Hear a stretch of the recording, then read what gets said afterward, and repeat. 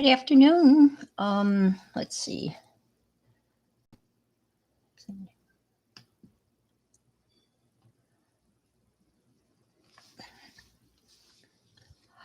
Hi, Susan. How are you? How are you surviving? I guess you said you just had rain from Hurricane Hannah. Am I upside down? Thank you. Thank you. Thank you. Thank you. Is that better?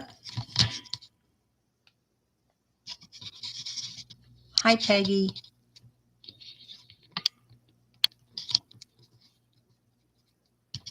Is that okay? Or am I still upside down? Thank you. Thank you. Thank you. That wasn't a hard fix. I just had to flip the camera around. That's awesome. You know how reluctant I am, but I'm going to breathe deeply and we're just going to, kind of muddle through today. I've been working on some stuff. I'm going to see if I can't find myself on my iPad so I can read the text. Okay. Hi, Debbie. Hi, Peggy. Um, Two Debbies and a Just Ducky. Okay. Brooke. Hi, Brooke. I should be able to just type in my address, right? And I should pop up, right? I'm going to search me. Ooh, and Laura, let's see. Live. Oh my gosh, there I am. Oh, that's so much. Oh my gosh, there I am. Oh, that's so much better. I can. So much. Gosh, there I am. Oh, that's so much better. I can. So much. Gosh, there I am. Oh, that's so much better. I got to turn my sound off. So I turn my sound off. So, oh dear, I'm so sorry, guys. Oh dear, I'm so sorry, guys.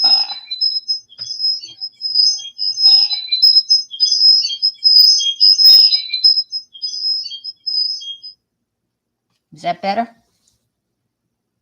Can you hear me? I'm so sorry. Yes or no? Are we good? Anybody? Hamster. Perfect. Oh, thank you. Hamster. Oh, don't get me started on hamsters. I've got, ooh. Who lost a hamster? Didn't somebody lose a hamster? I know. Raise your hand, right? Right hand, left hand, if you can hear it. Gosh, I remember those. I always heard a great joke. It says, I may not be pretty, but I have acute hearing. Ha, ha, ha, ha, ha, ha.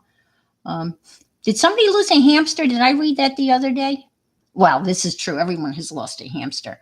Yes. We lost a hamster once, and unfortunately, it was upstate New York, and it got into the furnace, and the furnace fan kicked on, and it's like hamster wheel ride of the end of its life, I guess. And we called a guy come in, and yeah, he said there were hamster parts, and it was pretty ugly. But my friend and I had hamsters, and we thought it would be great fun. We'd literally put them in the pockets of our shirts and get on our bicycles and ride down to the elementary school. Hi, Laura. Elementary school playground, and we would shoot our hamsters down the slides. We thought it was great fun. And so we had the little hamster with their terrified faces, and we'd catch them, of course. And then, we would play with them. And then we would put them back in our shirt pockets and pedal back home. And then, so I guess we've all had our hamster stories. Hey, Arlene. Oh, this is so much better. I have my iPad over here and I can actually read the text. So again, Laura is my inspiration. And I ended up watching Popo and you guys this morning. And my gosh, again, it was a great radio show. I mean, it's too bad. That reminds me of the old radio shows. in, when you'd have two people bantering back and forth. But in this case, you had one person you could see and a distant voice. And then there was Betty's voice even in the far distance. So that was it was kind of cool. Jersey, you were showing your journal, and I journal in all sorts of stuff. And I usually journal in composition notebooks. But I had bought this a while ago, and it says collage this journal, but it has a lot of prompts in it, which I just decided to ignore and just do my own thing. So I'm just going to flip through this real quickly. And that's the good humor from the summer journal. And I got a pen from Federal Pen and Paper. And let's see. I'm starting to literally draw on empty toilet roll. And this is my new, I'm calling them my toilet roll people. And this is a picture of my sister and I, which I just put on a birthday card for her. I was christened, and so I'm looking up to her. And then just here's another. When I saw this, I thought of you, Laura. It says, "Who do you let into your bubble?" It was in some magazine, and I cut it out, and I was thinking of you when I was doing that. These are made out of, I've been saving pop cans and cutting them up and just putting them through the die cutters. This is actually an emboss. I put it through the embossing folder. So you can get some pretty cool effects with just cutting up tin cans or soda cans. And let's see. And so I'm just doing my own thing here. This is a stencil I made. Here's some more of my TPR people. Again, I'm not really good at drawing. It's just kind of a doodle. Here's one of my collages, Carla was my inspiration. She cuts out people and then heads separately. And then she kind of puts them, puts different heads on different bodies. So that's where this inspiration came from. So you can see I'm ignoring really the journal. It says, do you ever wish you could bottle a moment? And I just put today as Monday. I'm just doing my own thing. And again, some of these prompts are really cool. I'm just ignoring them. Let's see. Tell the story of your favorite record. Well, I just just doodling over it. Let's see. Again, doing odd faces on odd things. This was from a book magazine. Thank you. Trees, books, music, kindness, and the heroic people on this earth. So I felt that was a good one. Again, I collaged this. And this is a page I just doodled on. I don't think I even wrote in here. And another TPR person. Again, my sister. Now we have the Eiffel Tower behind us. And here's my rosemary pickle paper clip. Remember when she sent out those packets and some of us got pickle bags and some of us didn't. So I made a pickle stamp and I made it into a paper clip. I just carved that out of that foamy stuff. So let's see. And I've been doing, again, like Laura's been doing, I've been pulling a Mandela card a day and starting to, like today's is for me, is connections. So I've been following those. And let's see. Again, this was a new bottle of wine that we tried called, I just bought it because I love the name, Murph. And let's see. And I voted by mail yesterday, so I put the little sticker there. And a couple of more TP people who are practicing social distancing. So this is the kind of the journal. Again, I'm just doing my own thing, but I like the papers are good. And so I bought this a long time ago, and I'm just kind of using it. Popo the other day said I should go through do a flip through of the Somerset Studios, but you've all seen the August one, from what I can understand. And I ordered that, and I bought a year's subscription, and I got a free one. And so this is the free one I got. Now most of you've been through the August one, correct? As I recall. And I actually tore out a lot of the pages from the August one, but this is the free one that you could pick from, an older one you could pick from. And I didn't expect to get the August one until the regular subscription started. So I think I'm going to end up with two of those. Oh, you haven't seen either? Okay. Let me get the August one. Oh, no, can I show you another book that I've been gluing in? Again, thank you, Laura, for inviting me to join that glue book banter group. Oh my gosh, that's just going to be so up my alley. This is another thing. I'm always looking for free stuff, as we all are. And in one of the magazines I get, there's a art gallery in New York City, and it says, shoot us an email and we'll send you a hard copy of our catalog. Now, these paintings range from 75,000 to 150,000. And obviously, I can't afford the paintings, but I got two books from them. And so I've decided to kind of collage in them, not do the reverse like Dee Dee does, because I'm not there yet. That's way over my pay grade, so to speak. And but I've been collaging on the other side of some of the pieces of art. So this is what you get. And it's questroyalfineart.com if you want to check it out, all one word, and just request their hard copy catalogs. And this is what they send you. It's pretty amazing. Let's see if I can't get in. I gotta go this way, right? We all right? Let's see.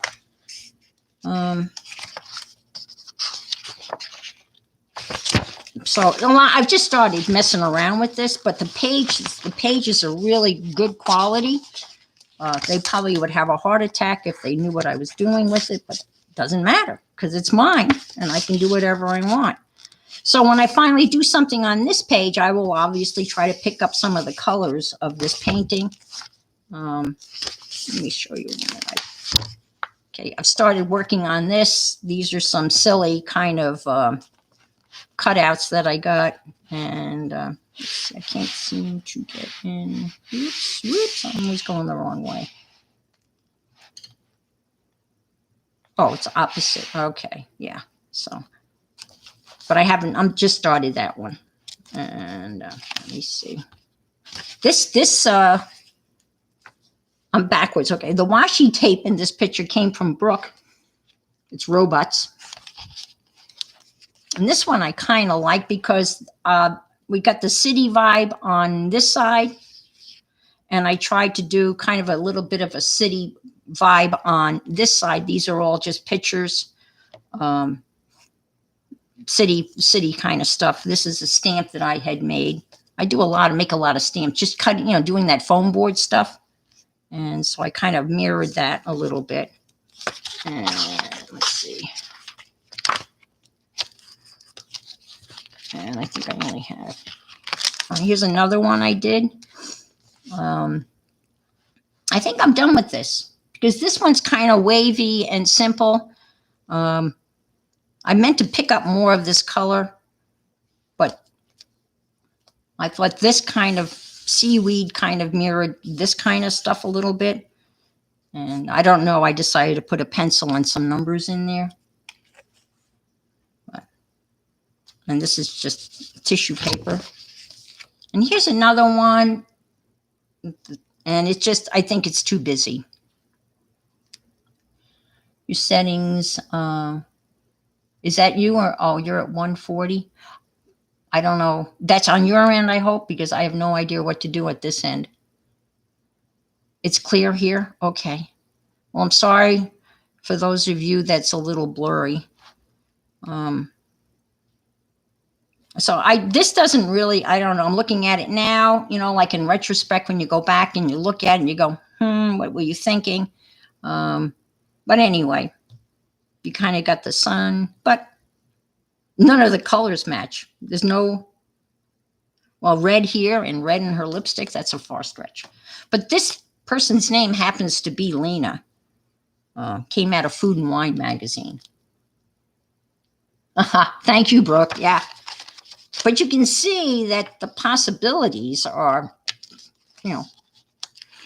and here's one I just started. And it says, live your life. And I just, for some reason, I thought this somehow belonged with this. Who knows, right? But that's how far I've gotten in this. But man, there's a lot of neat paintings in here. A little Andrew Wyeth-y like kind of stuff. Look at this. This is a close-up. But these were free. I just wrote them and they sent them to me. Another place to get free stuff is, let me show you. I'm sure you know this, but Send Away for the travel brochures. This came out of Martha Stewart's magazine, and in the back, so I emailed a whole bunch of them. I haven't received anything, but sometimes their travel brochures are chock full of good, images and stuff. They don't really want to give you a hard copy, so you have to go through a whole lot of BS to get to where you can request a guide, because obviously they want to do it digitally, and I understand that, but they don't understand that as gluologists, that's my new made-up word, need to have images to cut up. So that's what I am in the process of writing them. California was really hard to get to the actual hard copy, and I'm not even sure whether I was successful or not. Time will tell.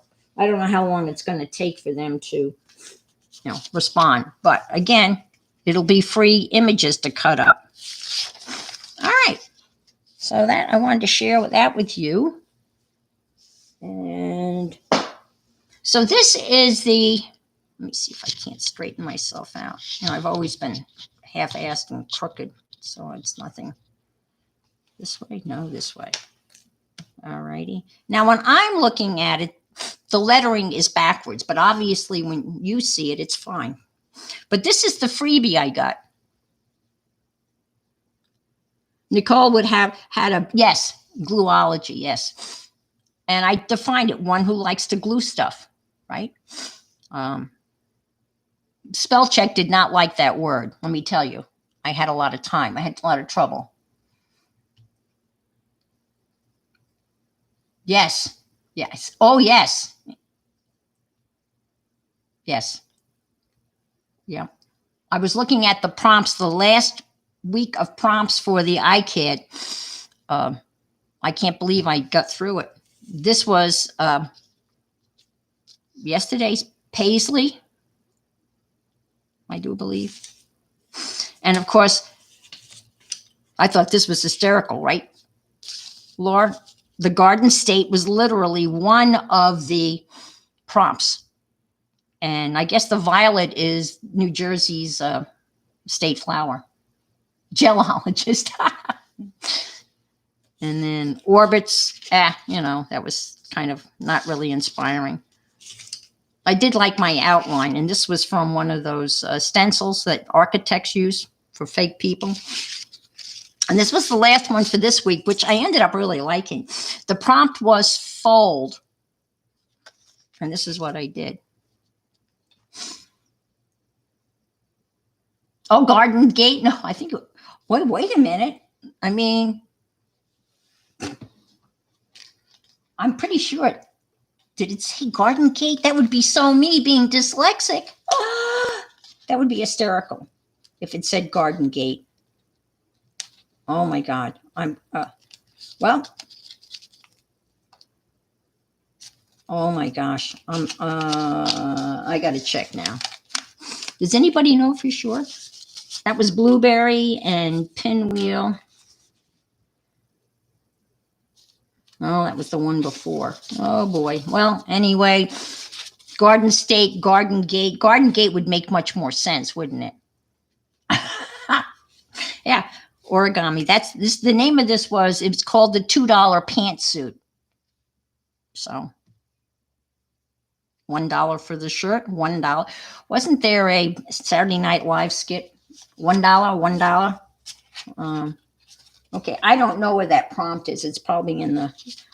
I'd have to. Does any? Oh my gosh, I think that's hysterical. You're probably right. It probably is Garden Gate, and I just saw State because I was thinking of you know, Laura.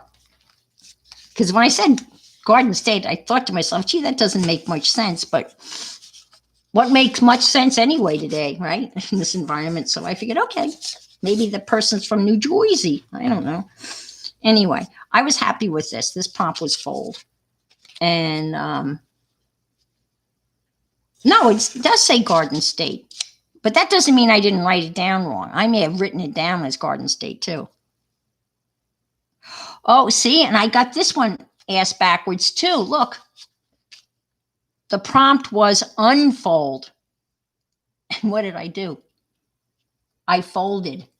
Oh my gosh.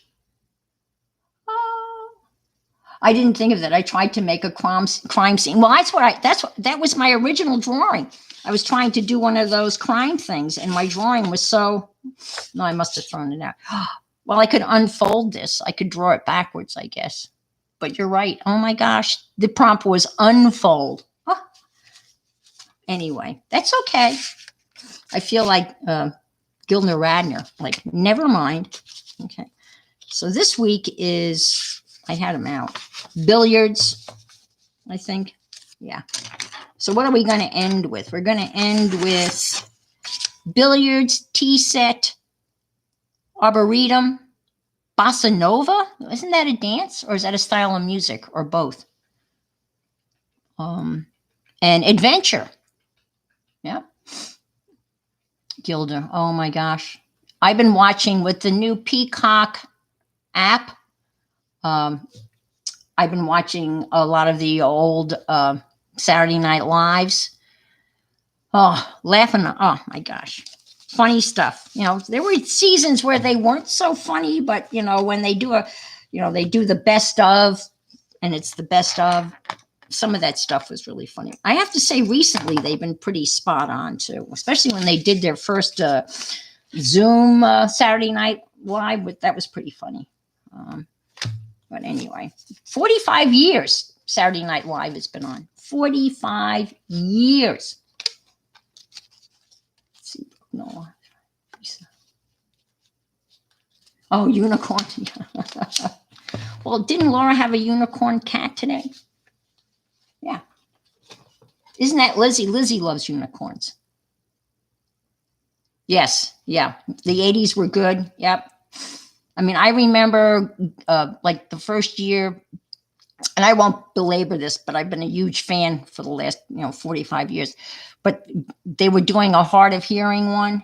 And so you had somebody speaking, and typically they'll usually have somebody signing over in the corner. But for this skit, they had Garrett Morris. He was in one of those little bubbles, and all he was doing was he had his hands up to his mouth, and he was just shouting at the top of his lungs. And that was for their help for the hard of hearing, which I thought was pretty funny. I remember laughing, at that one and many others. So this is the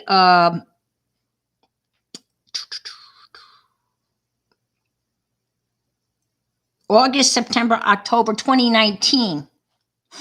And as I said, the way I ordered this one came free. And and I ended up with this month's August, and I think I'm going to end up with 2. So that might be a giveaway, right? When you get 2 of something, you give the one away. Yeah, Caddyshack. Yeah.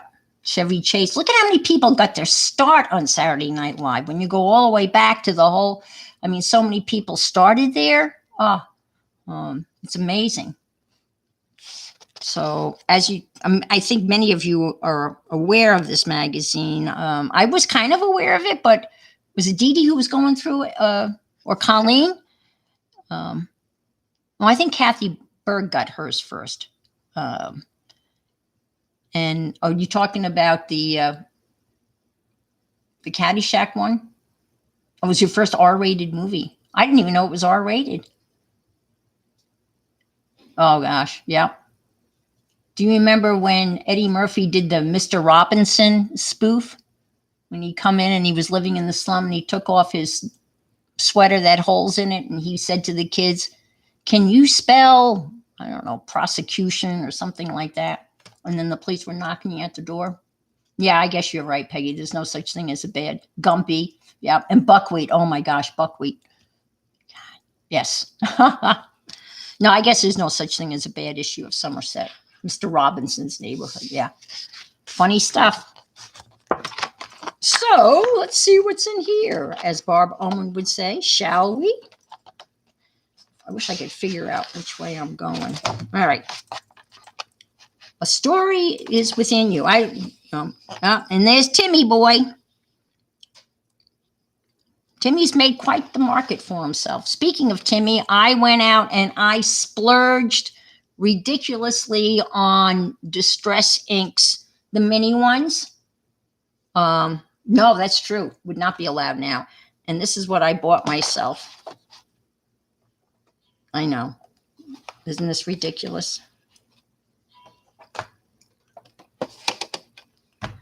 Well, what are you to do when you can buy the 3 tins in a set? Well, then don't you have to buy all of the inks to fill the sets? So this is what I bought myself. I don't really have any of these. I have the oxides, but I don't really have the Distress. At least that's what I'm telling myself. And now I have a little of each one. Of course, there's, I don't know, there must be 100, right?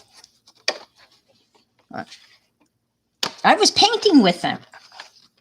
I just took a damp paintbrush and I was messing around with a little bit of the billiards. And I just put the paintbrush right to the ink pad and just to see whether you could paint with it. I've been painting with the, I've been painting with the Seth Apper sprays. I've been pouring them into a little palette and just painting with them. Let's see. Hi to everybody that's come in. Elizabeth, CB. I think I've got everyone. Peggy. Yeah, they are like watercolors. Ellie. All right.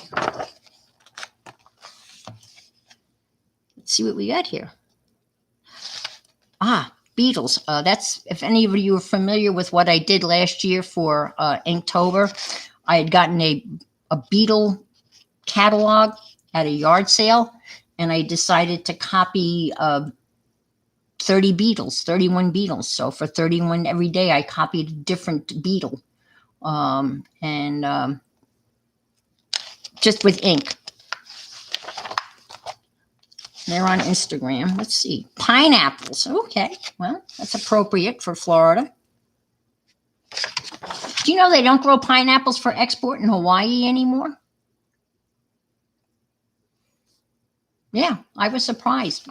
Now, the Dole family, they pretty much owned all of Hawaii. The Dole plantations, I mean, that was, my father went to the Dole plantation. He was a naval officer, and they invited some of the naval officers that were stationed at Pearl Harbor to the plantation once. He wasn't there when the Pearl Harbor was bombed. He was out at sea on the USS Saratoga. Look at all these pineapples. Isn't the pineapple a symbol for welcome? Yeah, I found that out about the pineapples when my son and when he went to Hawaii for his high school graduation, and we went on a horseback ride. I think I mentioned earlier, up through some pineapple groves, and it was a sunset horseback ride. And when you came down off the hill, the sun was setting over the Pacific. Love me a pineapple and grow them. Oh, okay. Yeah, nothing like I can't imagine what one that's actually ripe on the vine. Not the ones that you buy in the store that are probably picked months before they're ripe. A custom tote. That's what you could put in your bag. Okay. Did you see what Kathy Berg put in her bag that she got? That was so awesome. Kindness matters. Oh, this stuff is so cool. Butterflies, again, you can't go wrong with butterflies. Can everybody see? Should I come up a wee bit? I hate to screw everything up. Is that good? Are we all right? No. I don't know. Have I told you any of my fruit orchard stories yet? I can't remember. I worked on a 2,000 acre fruit and orchard outside of Gettysburg, Pennsylvania, called Boyer's Nurseries and Orchards. And that's the first time I ever had a tree ripened peach. And that is an experience that it's just amazing. First of all, the fuzz is irritating to you as insulation, the angel hair insulation. It's that fuzzy. By the time they get to the supermarket, the fuzz is all gone. Yeah, we worked 55 hours a week was the standard work week. We worked 10 hours Monday through Friday with an hour off for lunch and 5 hours on Saturday. And I think I made a whopping $2.10 an hour. But we got to live in the house rent free. And so that was the payoff. And at the time, my ex was going to school and, we were working on the farm. I was working at the farm. And I actually I did piece work too. They budded trees to grow their varieties, which is a form of grafting.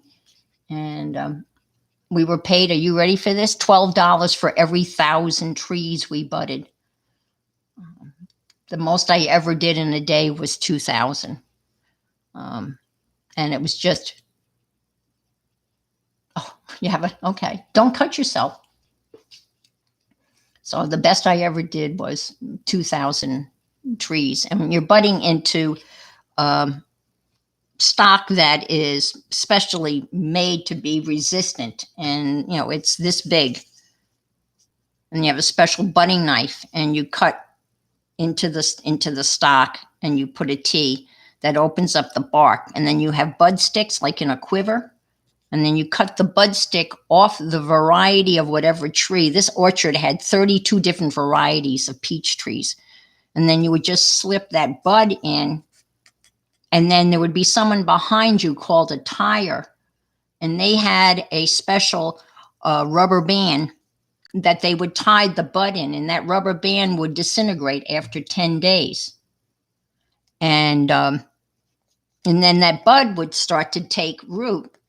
And then if you ever buy a fruit tree, you might even notice, if you look real closely down by towards the root area, you might see a little nub where it was budded. And then after 3 or 4 years, someone comes and cuts the root stock off. So all that's left is the variety of the tree. And they would go out into the orchard and cut new growth limbs, off the existing trees, and then there would be somebody back at the main building, I guess, and they would be picking off the leaves, because behind every leaf was the bud, and then that's how they made the bud sticks, which we wore on our backs in a quiver, which was basically canvas that had been dipped in water to keep the sticks moist.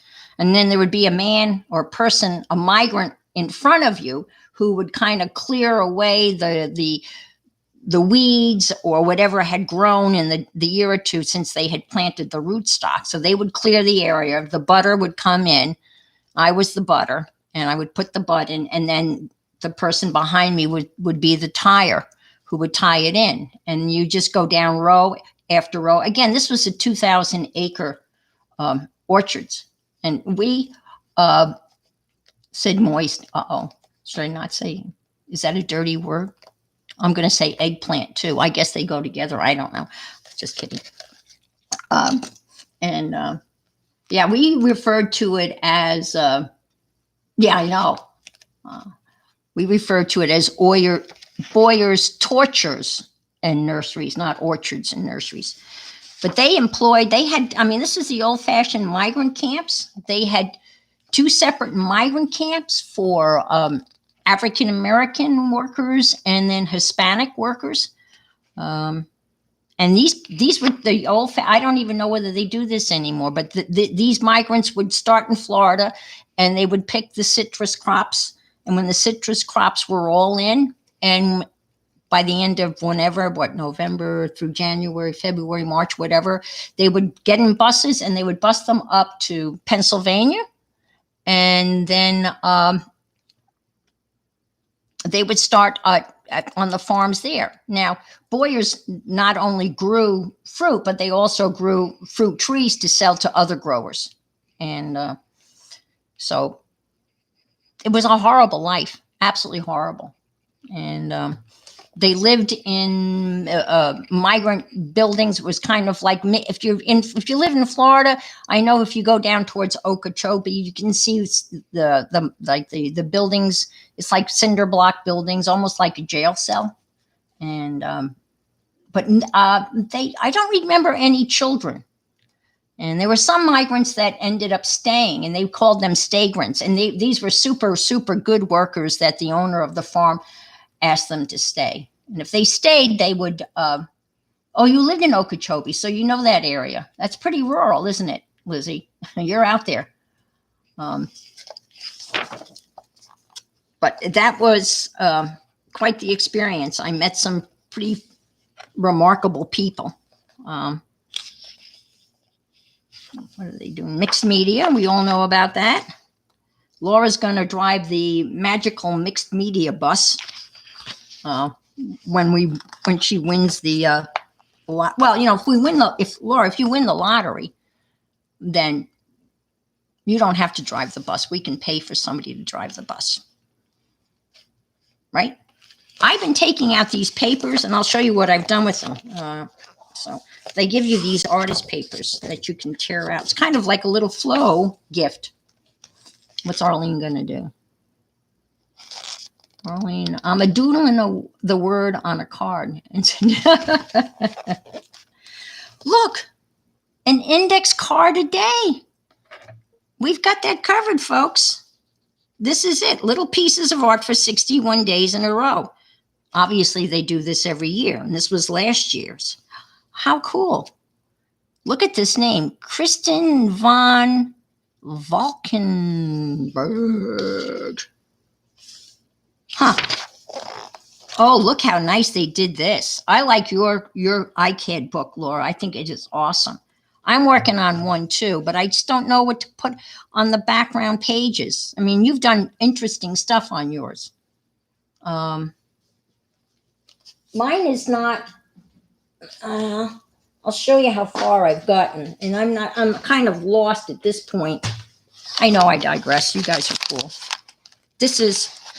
I go to the dollar store and buy dollar books. There you go. And I've glued all these pages together. But I've done, this is jelly print, and roll off. But you have much more colorful stuff on yours. And on this, I only can get one card on here, and it has to go this way, which is kind of a bummer. But I have it so that it'll hold 61 cards, and then the cards that what did you do for your backgrounds, Laura? Oh, okay.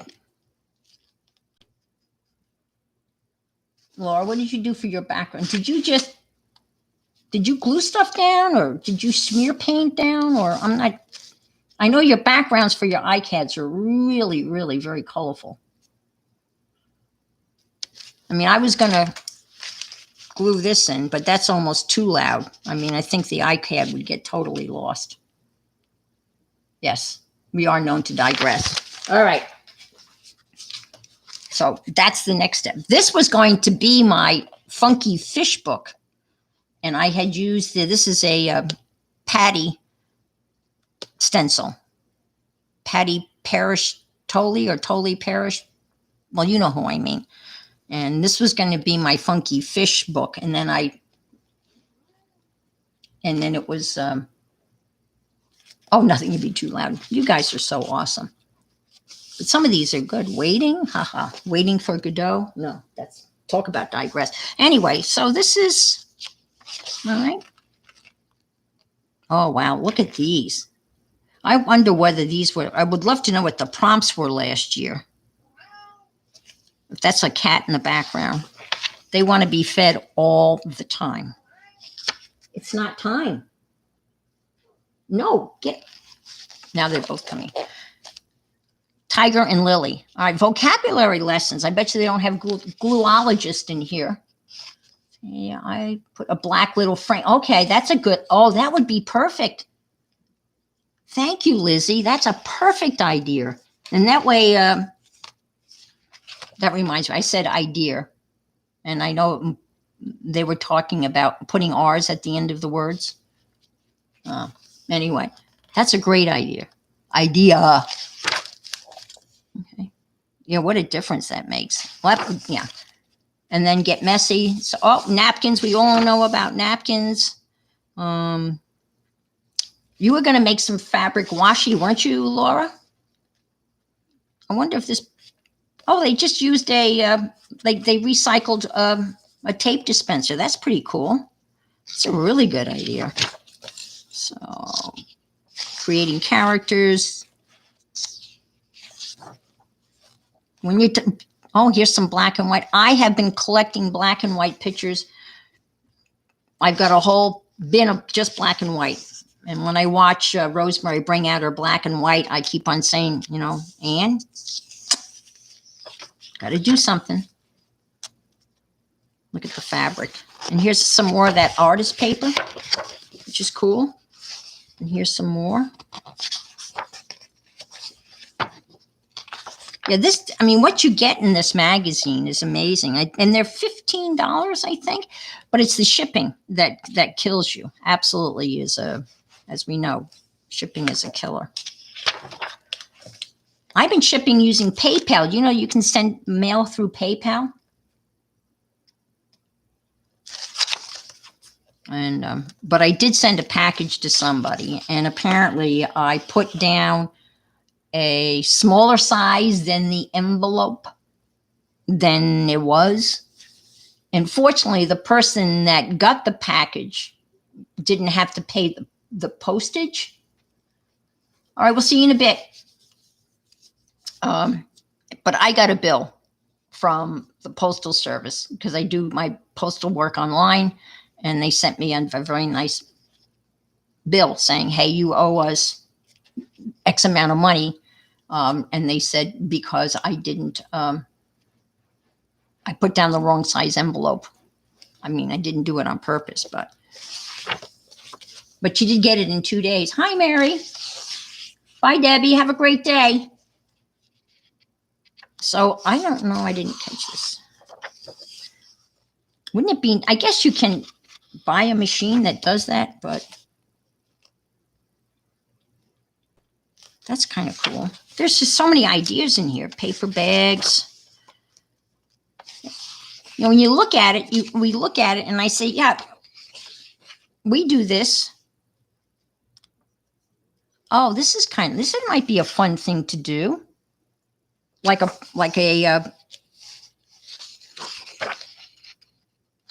one of those prompt things. Okay. All right. We all hanging in there? They give you a list of supplies. It's all in the details. Wheel of Fortune. Again, it just goes on and on. I don't sew. I think I told you I bought one of those handheld thingies, and I'm just telling you, do not waste your money. Now, when you watch the guy do it on YouTube, oh, it looks like the best thing since sliced bread. but man, it's not. And here's some, oh, I don't know, those are Timmy people. Anyway, I'm going to show you what I've been working on. I can't stop looking at this. I hope you guys don't mind. Find, seek.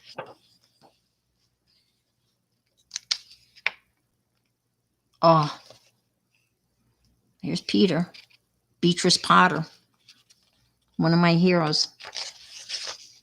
What she went through to get published is just sinful.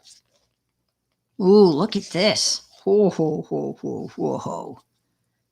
Collectors. This is just amazing. Oh my gosh. Insects abide. Well, I know more about beetles than I ever wanted to know, which I've promptly forgotten, which is a good thing. I know. All of this for $15.99. I think you can buy it in the bookstores. Oh, I've heard about Pirate Ship. I just saw that mentioned the other day. I'm not familiar with Pirate Ship. I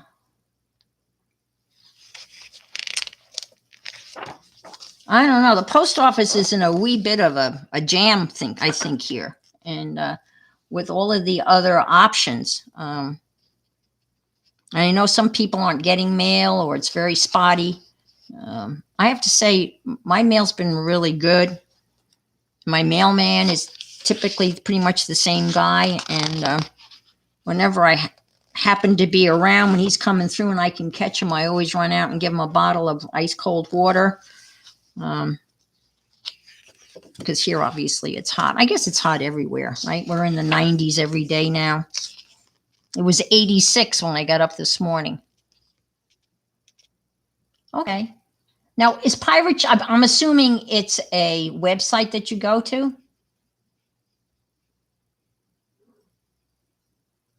Are you reading over my shoulder? I have no idea what you're, I guess. I have no idea. Oh, okay. Finally. I'm in Melbourne, Florida, which is kind of about 30 miles south of Cape Canaveral. I'm about, I don't know, 10 miles from the Atlantic Ocean. Oh, okay. I love this type of drawing. I mean, because this is a type of face that I can draw. Oh, look at that. That kind of reminds me of that little picture I have of myself with my sister. My sister. Oh, man. This stuff is just mine. Well, eye candy, right?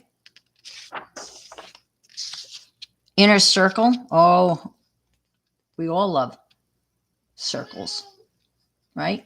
You love Melbourne? Melbourne, Florida? Wow. My students refer to it as Melboring.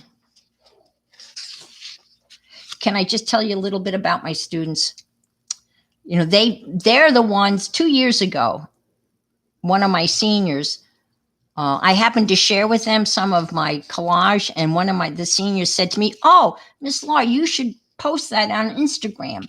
And I said, "Instagram? I've heard of it, but I don't know what that is." So she actually set up my Instagram account, and I sent all the pictures. She uploaded a whole bunch of my collages onto Instagram for me, and they graduated last year. And they even did a special piece on me for their weekly news report about my collage. So I'm forever grateful for them. But they're following me now on Instagram, which is so amazing to see their names pop up and saying that they like, and all they're seeing are the iCads. And last night I posted a picture, and it's a long story, of a baseball bat and a Holy Trinity Tigers t-shirt. I had a baseball bat in my classroom. And long story, but My son gave my mom and I wooden baseball bats one year for Christmas, and we had no idea what to do with them. So I took mine to school and I used it to teach Teddy Roosevelt's foreign policy, which was speak softly and carry a big stick. And so when I was teaching that, I would walk around the classroom carrying this baseball bat, kind of swinging it over my head, talking in a whisper. And that did get their attention, believe me. And so the baseball bat became legendary. Every class would, we'd refer to Ms. Law's baseball bat. And it was referred to again this year. So that's why I took the picture of the infamous baseball bat, because everybody wanted to know what happened to the baseball bat. But we actually used it. Myself and another teacher, we coached a junior high boys baseball team. And we actually used the baseball bat. So it has hit a couple of balls. Nothing like the sound of a wooden bat hitting a baseball. I'm not a fan of aluminum. You get this ping. It's not my sound. Okay. But it's so cool to see them.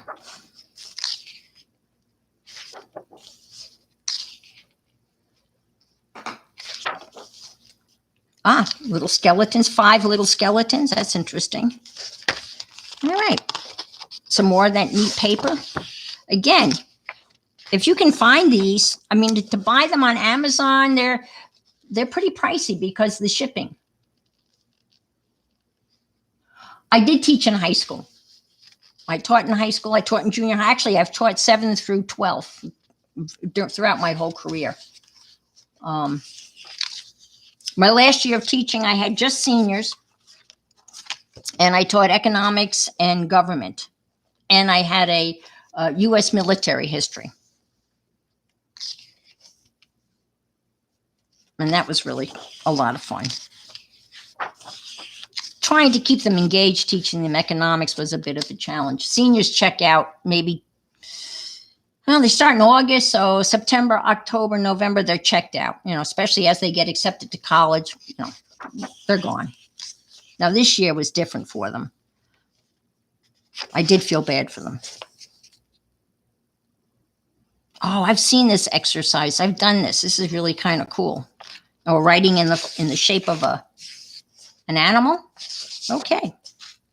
There's a little Mandela-ish stuff going on.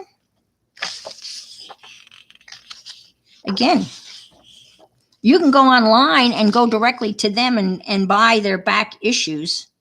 They've got, I think this is, I've gotten some art journaling ones from the library. People have donated them to the library, but they've got they've got quilting, obviously. They've got cloth. They've got journaling, art journaling. This is the mixed media one. So I think this really hits all of the right spots for, I think, most of us. And jewelry making. So there you go. But it's, there's the art journaling, doll making, artist cafe. It's pretty cool. I hope I didn't bore you with that. How are we doing? Well, so this was last month's, this is the August one. And Colleen and Kathy Berg have started making their little houses, and that was in the most recent publication. So this is kind of like a template, and this is well, LaCroix sparkling water. I'm going to cover that. And then I did the corrugated cardboard. And I think what I'm going to do is I'm going to take some of those wooden, thin popsicle sticks and kind of cut out a window frame here and then put a door here. And I have a chimney that I think is going to go here for this one. But then I went online and I started thinking about all of the houses and places that I've lived in. And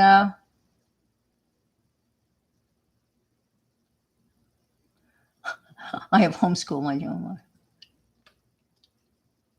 Yeah. Yeah. Oh my gosh, homeschooling, that is such a undertaking. I give you so much credit for doing that. And now a lot of parents are finding themselves having to do that. So this is, and I'll put something here. And then I went into some magazines, and I might just leave this or just put randomly, like, I don't know, put a cow in the middle of this or chicken or something, but that's out of Architectural Digest. I look at that magazine and I want to know who gets to live in those places. And this is a piece from the Somerset Studio, the artist paper. So I will put something here. And then I start getting my pictures. So this is my father. And this little sailor suit was passed down and passed down. So I'm going to maybe cut that out and stick that in. But this is from a picture from a magazine. So I might stick him in there somehow. This is from their paper from the Somerset Studio paper that I showed you. This is a painting from that artist studio. So I went online. It was amazing. I could find some pictures, but I don't know if you can see this, but this is, hold this up. This is a picture of, I think this is my father, and it's a birthday party for him because that's his mom. So I thought I would put that there. Just chicken. Oh, I love that. Stick a chicken on the counter. So I've gone through, and I was able to go online thanks to Google Maps and find pictures of houses that I've lived in. So this, you can see Google.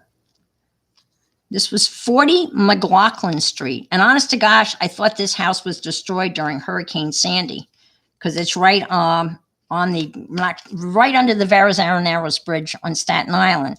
That's where my ex's family was from. And so this is the house that I lived in when we first got married. And it's still there, and it looks in good shape. And I cut out a picture of this little car. I don't know whether you can see it or not. This is a Fiat 850. And the reason why I have cut it out and stuck it in front of this house is because that's where I parked it one night. And I went out the next morning and it was gone. It had been stolen. And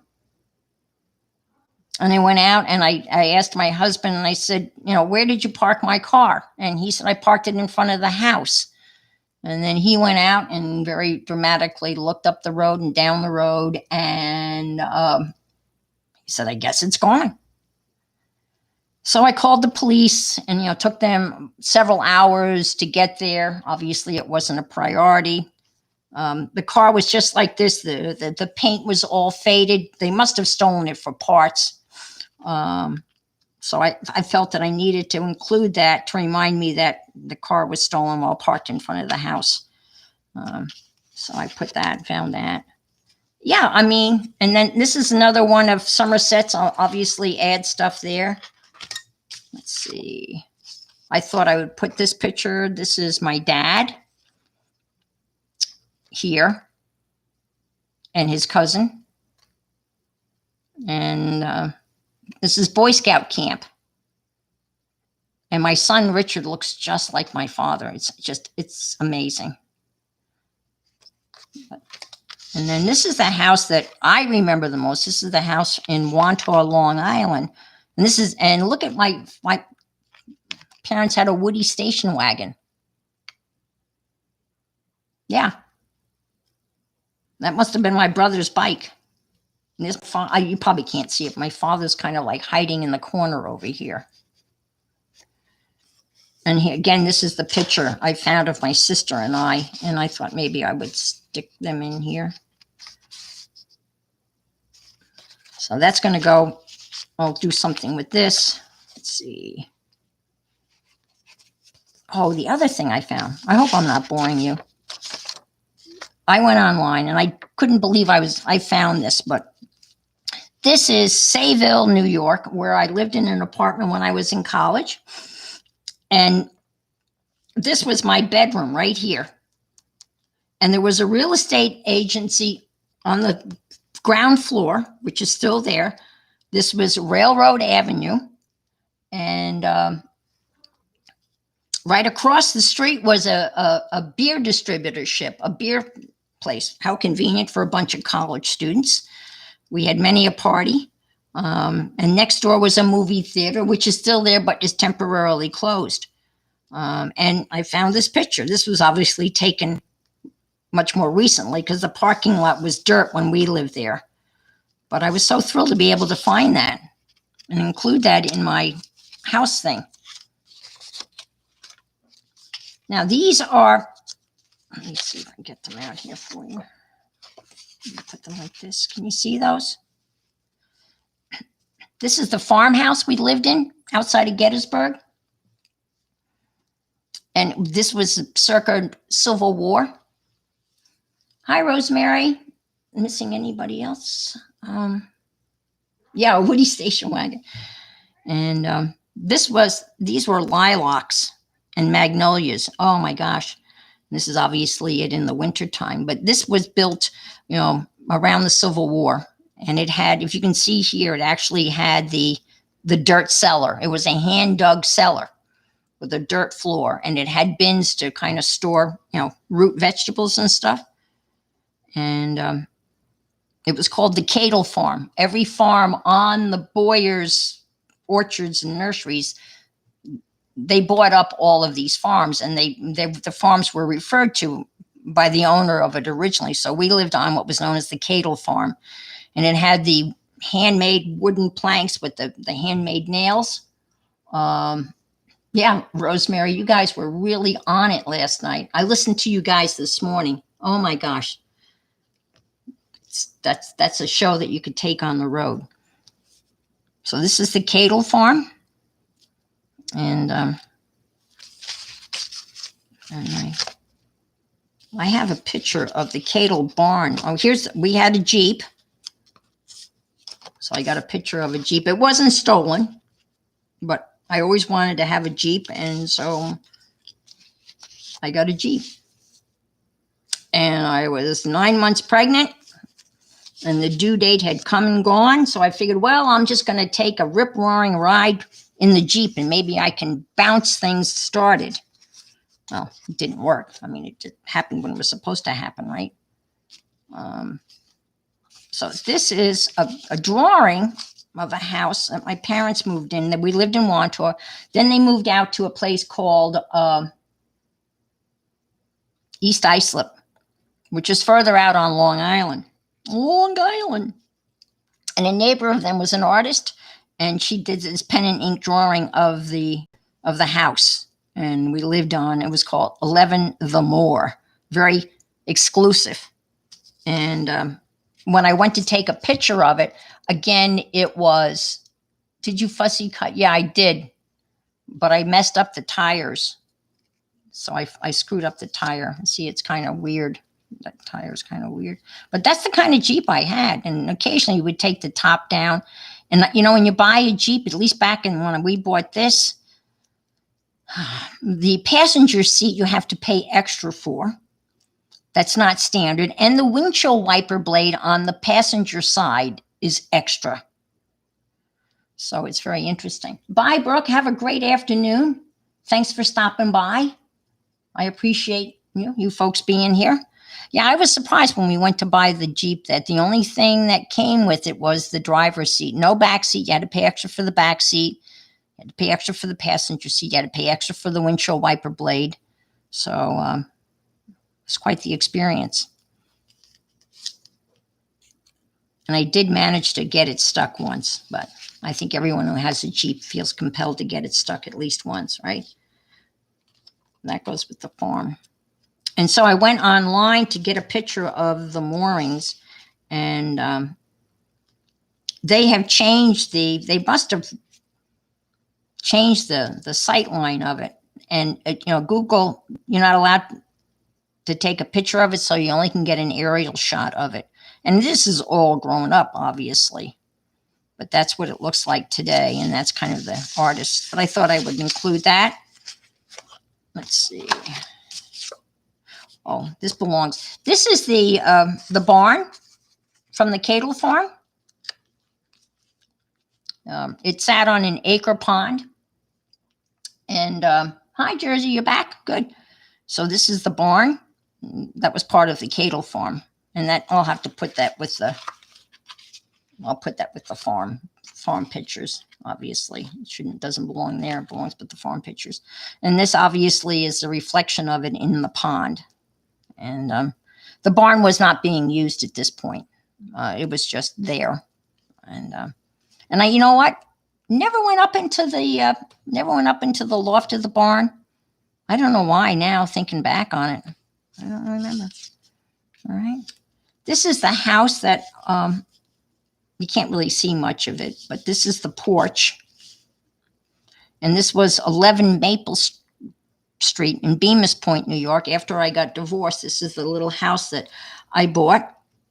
And that's my cat poster.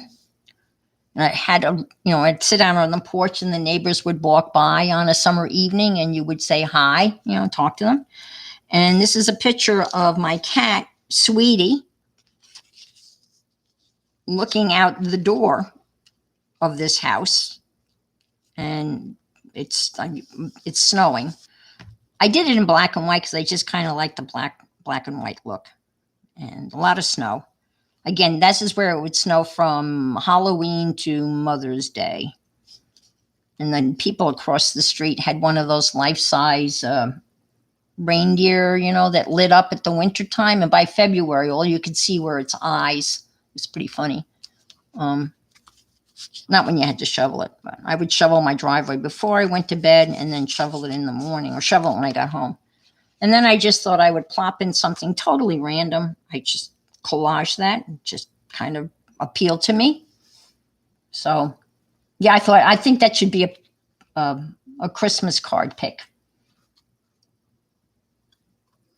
Oh no, the snow was brutal. It was brutal, absolutely brutal. Oh, here's another picture of the house in Wantua. So, what else do we got here? I don't think I have anything.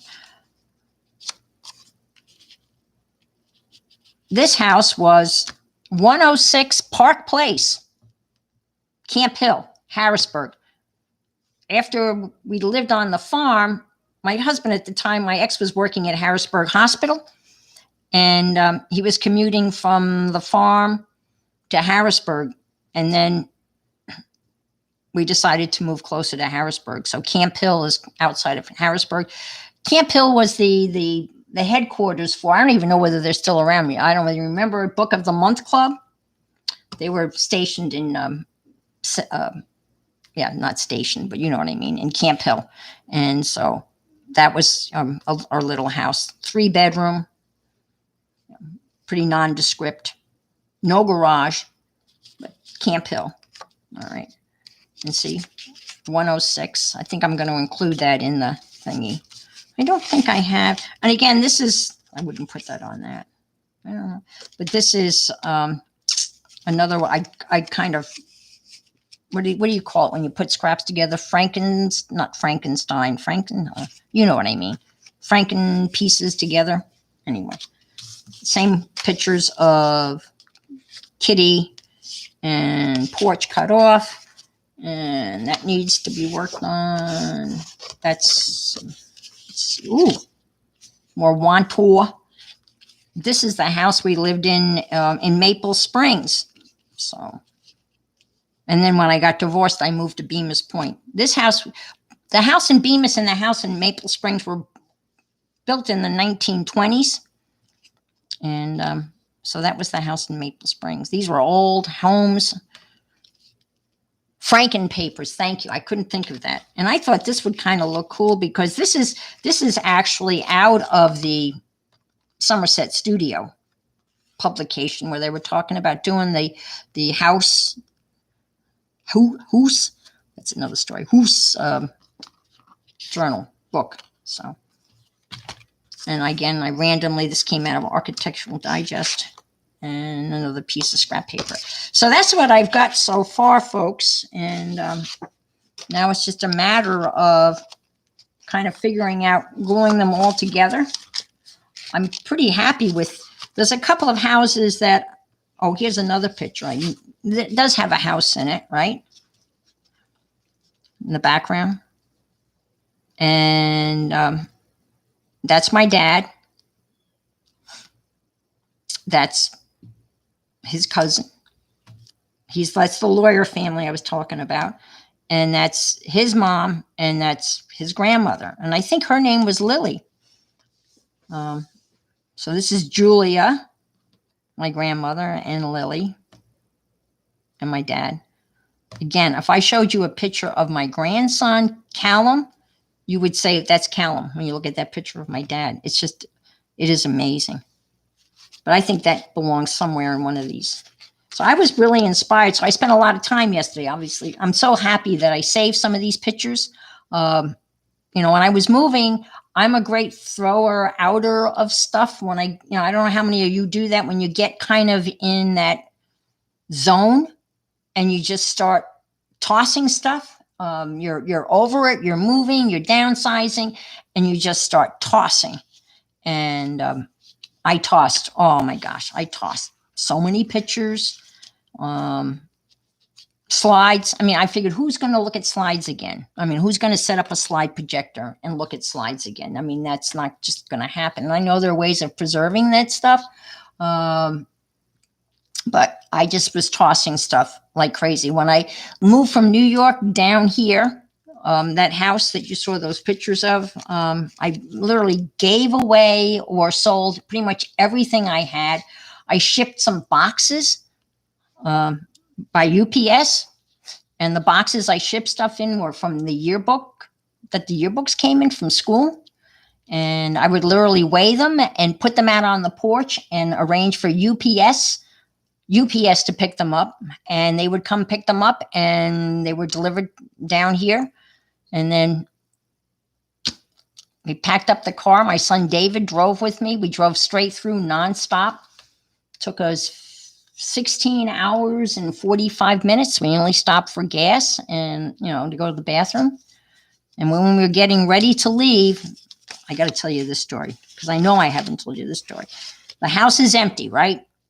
Everything's gone. The house has been sold. And the last thing we were going to get was to get the cat, Sweetie, into the car. I had bought one of those big cages. It was big enough for a dog, but it was big enough to hold a little kitty litter box, And, okay, so. Sweetie is all black. Even though this is a black and white picture, she's a completely black cat. We couldn't find her. We could not find her anywhere. Now, there's nothing. There's nothing in the house. There's not a single stick of furniture. And we couldn't find her. And I thought that maybe she'd gotten out while we were loading up the last remaining things into the car. But she was very, very timid, a real scaredy cat. Oh my gosh. She was reminding me of the cat that Barb Owens was talking about. When I first got her, she hid for the first 3 days and she was under her bed and all you could see were her eyes because she was completely black. And, I was like frantic. And my son Dave says, I guess we're just going to have to go. And I said, I can't leave her here. How can I leave her? So my friend had stopped by to say goodbye. And all of a sudden, I hear like some of the happiest words I have ever heard in my life. I heard David yell, I found her. And I was just, oh my gosh.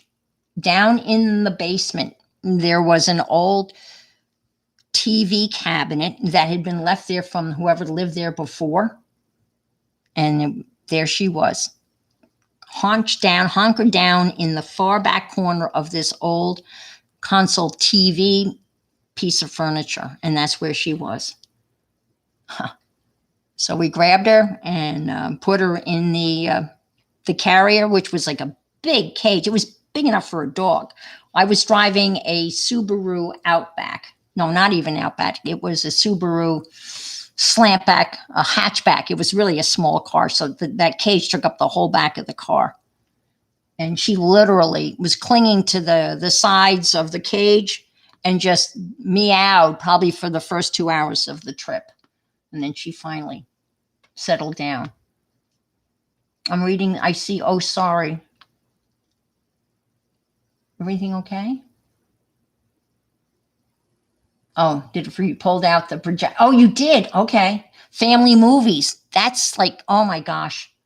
That reminds me of that Christmas movie with Chevy Chase when he's watching the movies up in the attic. Yeah. My parents never took okay, disintegrate. My parents never took movies. I mean movie cameras. Um yeah, that's a good idea. Yeah. Well, the last time I moved from my mom's house where I lived. When I moved down here, I moved in with my mom after my dad passed away. And so I moved from that house to this house, and it's like a mile and a half in the same development. And so that was the last thing I did was pick up the two of them. Yeah, Christmas vacation. And yeah, my cats are inside cats. I mean, I think I've told you I've been trying to walk Lily. I have a harness for her, and I take her outside, and we don't get very far. Oh, I bet a lot of stuff. Yeah. My grandfather was a photographer, an amateur photographer, and he had the old Graflex, like the reporter camera, like from the olden days, almost like Jimmy from Superman type of camera. And he had a dark room set up, and so he would take pictures, and then he would make hundreds. I mean, it seemed like hundreds and hundreds of copies of pictures and everything. So, well, that's all I have today. But I really wanted to come on, and I wanted to share what I've been working on. I have a real problem. I've decided that I just can't seem to finish stuff. I start stuff, and then I don't seem to have enough oomph to get it done. And I really want to start finishing some of these projects. You look at what I've gotten done on this so far, there's no reason why I can't finish this. There's not much left to do except maybe do some of these papers like this, it doesn't need anything at all other than to glue a picture on, and there's not much left to do on these. And I get to a certain point, and I don't know whether I'm bored or I get to a point where I'm afraid to finish, Yeah, just glue. That's what I should do. Just get out the glue stick. When I joined the glue book banter group, I took a picture of all of the various glues I have, and I should just grab a glue stick and start gluing. And if I don't like the way they look, I can always peel it off. Yeah, just glue. Thank you. I think you're right. Yeah. Yeah, I guess you're right, Peggy. I never really thought of it that way, but I guess that is, we are very enthusiastic, and we want to start a lot of, we dive in, and then, we run out of steam.